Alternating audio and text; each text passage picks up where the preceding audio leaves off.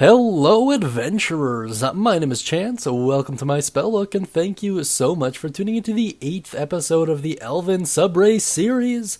Today, we're gonna be going over the Pallid Elf, which I don't expect a ton of you to be aware of, in all honesty. More so for the reason I wasn't really aware of it until I had to do this series, but it is a thing, I guess, added in with the Explorer's Guide to Wildmount.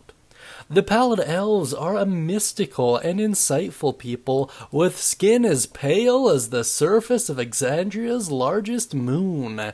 They emerge from the Pallid Grove this century and wander the world with childlike curiosity. They're basically druid elves, if you want to look at them like that, and their stats seem to reflect that as well. Before we dive into their traits, however, if you'd like to check out the full elf playlist, you can do so by clicking on that little eye icon up top there, and then selecting the playlist from the drop-down menu. And yeah, at the very least, check out the elf video so you know exactly what's going on. Now let's move on to the Pallid Elf's traits. You gain a +1 to Wisdom for your ability score increase. You also gain Incisive Sense, which gives you advantage on investigation and insight checks. Something worth pointing out, of course, is that Incisive Sense doesn't have any limitation on it. You can use it as much as you want.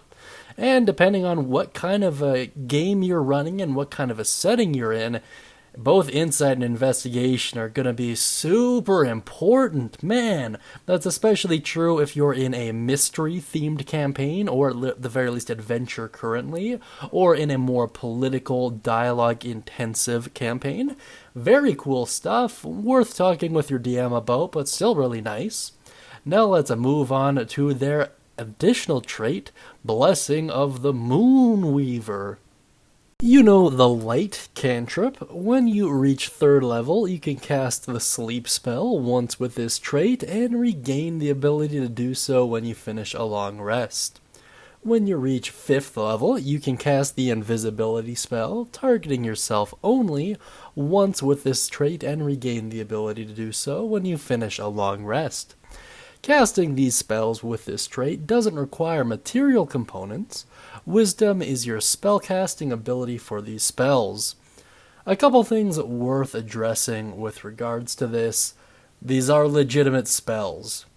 In the past, when we've talked about races that gain access to the ability to have certain spell-like effects, some of them have been magical abilities, and as a result, they're exempted from a lot of the nonsense that is attached to spells. However, these are specified as being spells, and as such, they are able to thwart by similar means. In addition to that, looking at this overall spell list, you gain light, sleep, and invisibility. Light is a really interesting cantrip with a ton of uses if you're very creative, and it's especially beneficial if you and your party member don't have access to dark vision. Sleep is hit or miss.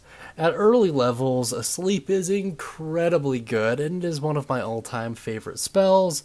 However, in the late game, especially since you can only cast it at its base level, it's likely to fall off pretty quickly.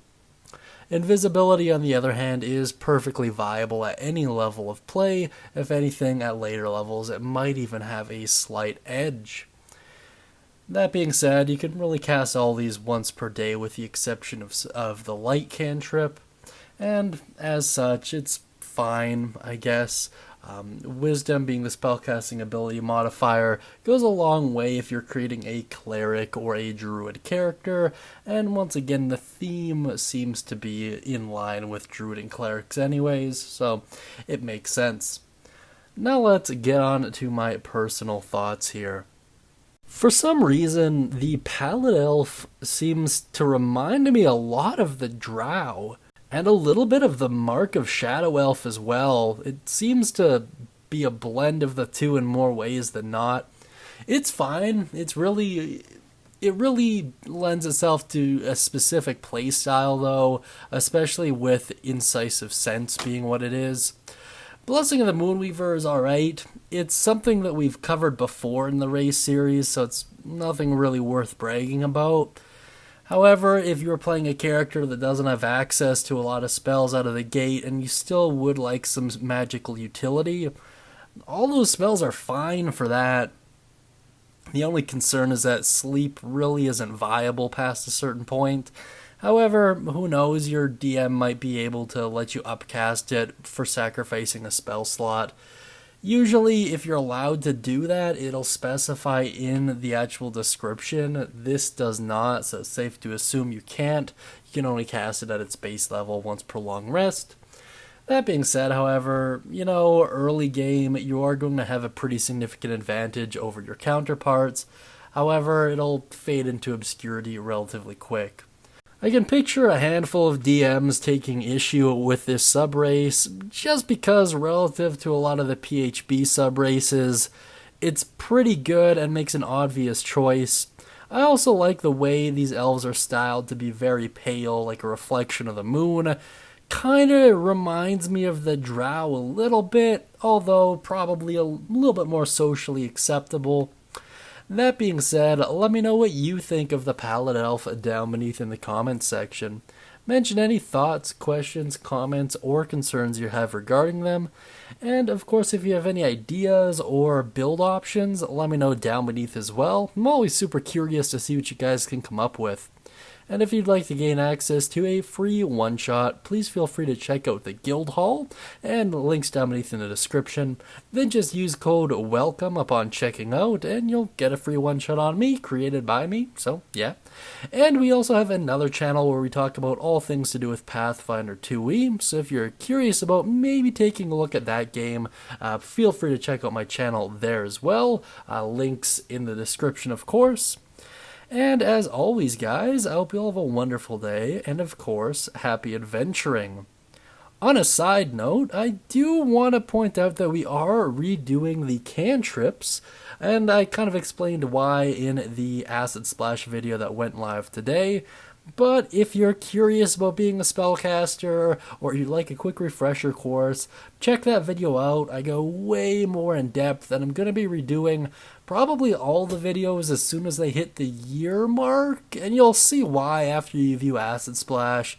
I've been playing with the idea of redoing the feats as well. Honestly, I'm just not really happy with the quality of them. They were kind of the best I was able to produce at the time I was making them, but now that I've learned a lot more, now that I've kind of come to understand YouTube a lot better, they're far from perfect, and there's a lot I can do to improve them. Check out the Acid Splash video, let me know if you like the format. I'm personally really happy with it, although I don't doubt that in a couple years I'll look back at it and cringe the same way I look at the videos I did a year ago, so who knows? Let me know what you think, and that being said, talk to you guys later, happy adventuring, I really do appreciate it.